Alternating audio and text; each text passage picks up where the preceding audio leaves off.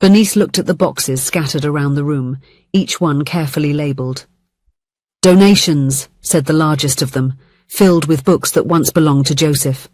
Her wrinkled fingers delicately brushed the covers, as if they could feel the presence of her husband in those time-worn pages. It's been 2 years, she murmured to herself, feeling the weight of that phrase. 2 years since Joseph had departed, leaving a void that no object could fill. The clock on the wall seemed louder now, marking seconds in a house where silence had become the most frequent resident. At 65 years old, Bernice still woke up expecting to hear the gentle humming that accompanied Joseph as he prepared coffee in the mornings. There were still moments when she turned to tell him something, only to find the empty space beside her. Joseph left at the age of 67, and she felt as if the world had lost its colours. They had built a life together, worked hard, selling flowers at a small stall in the local market. It wasn't a life of luxuries, but it was theirs, full of fragrances, colours, and smiles exchanged over bouquets of roses. She began donating that morning, determined not to delay any longer. The clothes were the first, shirts that still held his scent, shoes worn over time, the hat he wore at the market. Each piece carried a story, a moment that now lived only in her memory. She would never forget her beloved husband, a happy and content man even in old age, who was dreamy and loving. The books were the hardest part. Joseph loved to read. He cultivated a small library that grew over the 40 years of marriage, even when money was scarce. A book is a place we can go when we need to stay at home, he used to tell their daughters with a smile that lit up the small apartment where they raised their family. It was when Bernice picked up the worn-out copy that her heart tightened in a different way. That was not just another book. It was a relic from Joseph's youth, a gift from his late mother when he was only 16. How many times had she seen him read those pages to the girls before bedtime? The calm voice teaching his daughters, still so little, to dream big. Not this one, she decided, setting it apart from the others. It would be the only one she would keep, an anchor for the memories she refused to let go. When she placed it on the side table, something slipped out from between the yellowed pages. 2 pieces of paper that floated to the floor like leaves in the autumn. Surprised, Bernice carefully bent down, knees protesting against the movement, and picked up what she recognized as old plane tickets. Her eyes narrowed behind her glasses as she examined the tickets. The date was marked June 15th, 1980, almost 4 decades ago. The destination was Florence, Italy. One ticket was in the name of Joseph Miller. The other... Eleanor Miller, she read aloud, confused. Bernice frowned, trying to remember. Eleanor. The name sounded familiar in her tired mind, until the memory finally became clear. Eleanor was Joseph's younger sister. How could she forget? Bernice remembered the occasional calls, the laughter shared when they saw each other during the holidays. But a trip to Florence? Joseph had never mentioned that. Bernice walked slowly to the small framed reproduction on the living room wall, a painting of the flower fields of Tuscany. How many times had she caught Joseph standing there looking at that image with a distant smile? It's like being closer to heaven, he would say, never elaborating further. Her fingers trembled as she dialed Eleanor's number. They had never been very close, and after Joseph's death, their conversations had become less frequent, not for lack of affection, but because of the shared weight of absence. Bernice! What a nice surprise! Eleanor's warm voice sounded on the other end of the line. The voice of her sister-in-law brought comfort, even after so much time. Bernice felt tears forming as she explained about the donation of the books and what she had found. I found something today, she said bluntly. 2 tickets to Florence in Joseph's book. One had your name on it. The silence that followed was so dense Bernice could almost feel it. When Eleanor finally spoke, her voice carried the weight of unearthed memories. Oh my, he still kept those tickets. Eleanor's voice faltered. Oh, Bernice, he kept that for all these years. Did you know about them? A long silence followed. broken only by the soft sound of a sigh. "Yes," Eleanor finally replied. "It was our dream in our youth. Or rather, our mother Aurora's dream. She always talked about the sunflower fields of Tuscany, the art galleries, the architecture. It was the place she most wanted to visit before she died." Bernice listened intently as Eleanor narrated a story that Joseph had never shared. After their parents' death, he had taken on the responsibility of caring for his younger sister. At only 20 years old, he worked 2 jobs to keep a roof over their heads. "Joseph saved up for 3 years to buy these tickets," Eleanor continued, her voice choked with emotion. "It was meant to be a tribute to our mother. We were going to visit all the places she dreamed of seeing." "But you never went," Bernice stated, feeling a tightness in her chest. "No. 2 weeks before the trip, I got a severe case of pneumonia. I was hospitalized for almost a month. Joseph had to request a refund for the tickets to pay for the hospital. After that, well, life happened. He met you. You got married. The girls came along. And the dream was postponed," Bernice concluded, looking again at the tickets in her hands. They weren't just pieces of paper. They were interrupted dreams, promises postponed by necessity and duty. Over the years, amidst the daily struggle to maintain the small flower shop, raise their daughters and take care of each other, that desire had been silently kept between the pages of a book that spoke of freedom.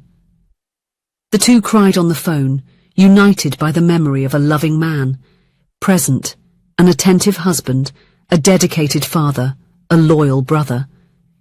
They shared the pain of knowing that he never had time to fully live everything he deserved. "He never mentioned it," Bernice whispered. "Not once in 40 years." "Joseph always put others first," Eleanor replied. "Maybe he thought it was a selfish wish, especially when you were struggling so hard to build your life together."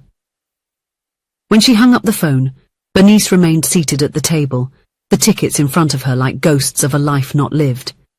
She opened the computer browser and typed, "Florence, Italy." Images of magnificent churches, bridges over tranquil waters, charming squares, and above all, endless fields of sunflowers filled the screen. "Oh, Joseph," she whispered, touching the screen, "you would have loved all this." That night, when she called her daughters via video call to tell them what she had discovered, Bernice couldn't hold back the tears. "He carried this dream for decades," she told her daughters, who watched her with equally tearful eyes. "And he never said anything." "Dad was always like that," commented Madeline, the eldest. "Everything that was meant for him was not a priority." "Maybe we can go together one day, Mom," suggested Sophie, "to honor him." Bernice smiled sadly. "That would be wonderful, dears, but I know you have your lives, your responsibilities, your bills, your children. It's not easy." They both agreed. They were not in a good moment. In the following days, Bernice couldn't stop thinking about the tickets and Joseph's unrealized dream. While watering the flowers on the small porch, violets, daisies, and miniature sunflowers that Joseph loved so much, a thought began to take shape. One morning she made a decision. She called Eleanor. "I want to go to Florence," she said without preamble. "With you. I want to complete what Joseph couldn't do." The silence on the other end of the line was followed by a shaky sigh. "Bernice, are you sure?" "Absolutely. Joseph held on to this dream for 40 years, Eleanor. I don't want it to remain just a yellowed piece of paper in a book." 2 weeks later, they were in a travel agency, booking a package to Tuscany. They opted for a guided tour. 2 women who had never left the country needed some assurance. Bernice's daughters were thrilled with the decision, although they couldn't accompany them due to professional and family commitments. "Next time we'll go with you, Mom," promised Sophie. The night before the departure, while closing her suitcase, Bernice took the book he loved so much, a photo of the 2 of them, and wrapped them in a cloth, placing them inside the suitcase. The plane trip was the first international experience for both of them. Eleanor, 5 years younger than Bernice, proved to be surprisingly adventurous, enthusiastically leafing through the in-flight magazine and trying every item on the menu. Florence greeted them with the golden light of late afternoon, bathing the Renaissance buildings and turning the Arno River into a ribbon of liquid gold. The taxi that took them from the airport to the small hotel in the historic centre passed through streets that seemed like something out of a dream, narrow, full of history, with flower pots hanging from the windows.